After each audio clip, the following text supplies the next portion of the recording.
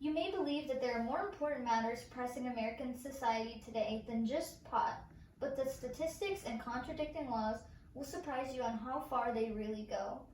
Legalization is a household term now, but it's something we never thought we'd be looking at 10 years ago.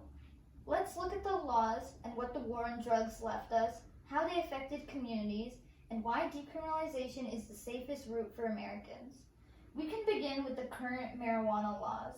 According to the United States Federal Agency on Drugs, or the DEA, that was founded 2 years after the war on drugs began in the 70s, drugs are categorized by the government by their accepted medical use and their potential for abuse, and cannabis is a Schedule I drug, meaning it's defined as no accepted medical use and the highest danger of abuse. Drugs that share this category are heroin, LSD, and ecstasy. And for reference, Schedule 2 to 4 drugs include, in order, Oxycontin, meth, ketamine, Xanax, and codeine. And according to the National Organization for the Reform of Marijuana Laws, the conflicting laws are enforced and punishments affect businesses and Americans every day.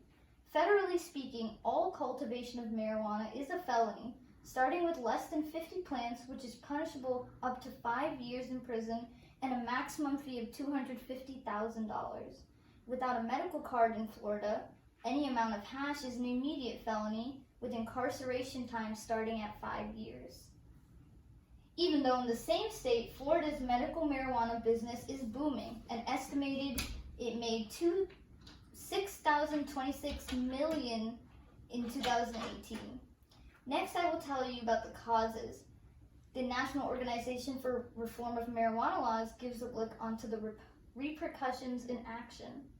Some people may suggest that the harsher prosecutions aren't pursued, but it does nothing to close the gap between how much money the state government makes and how many Floridians are penalized for cannabis. In 2018, there was over 600,000 arrests for marijuana-related violations across the country. And due to the nature of the serious class marijuana is scheduled in, the criminal penalties often trigger mandatory sentences. The USA has nearly 25% of the world's incarcerated people, even though it's comprised of less than 5% of the world's population. 1 out of 5 people incarcerated here are serving time for drug offenses. It's been advised before that these strict laws, also coming out of a racially motivated war on drugs, allows law enforcement to use discretion in poor neighborhoods as a way to increase economic disparity. Present-day studies prove the stark realism behind that. A 2020 analysis by the American Civil Liberties Union discovered Black people are nearly 4 times more likely than white people to be arrested for marijuana, even though they have similar rates in how often they consume it. As stated by the Colorado's official web state portal, federal laws also make patients, cannabis business, and workers navigate a difficult line between legal and illegal. Federal employees are not allowed to be a patient.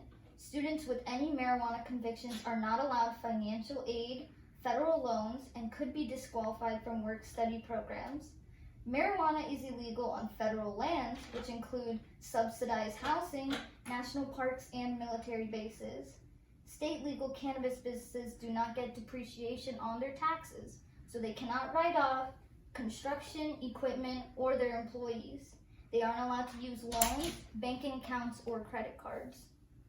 So finally, the solutions.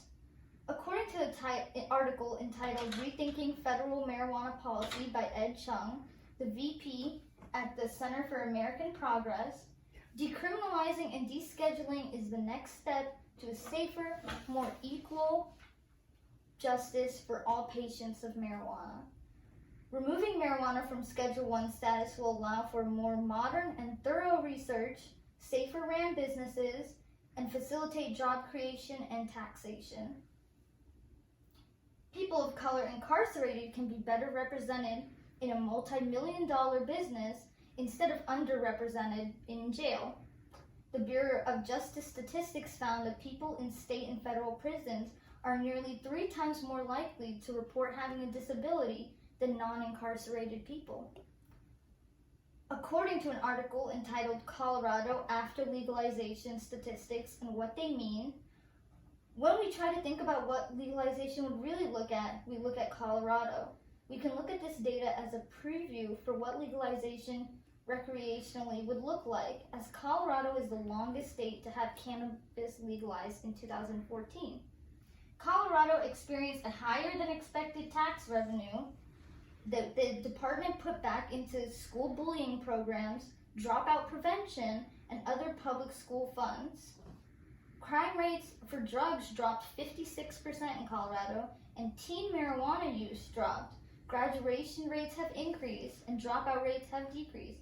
Opioid use and number of overdoses also decreased. So in summary, because of the severe and outdated laws around marijuana that create a gray area of law, Americans risk their property, business, and lives every day. There are citizens being arrested and financially devastated from marijuana charges on the same street that the states make millions of dollars capitalizing off of it. The only way to solve the issue is to reform laws and decriminalize cannabis federally. Register and stay informed on the progressiveness of your candidates that you vote for, and vote for congressional leaders that will decriminalize and provide reparations for people unaffected. That's all.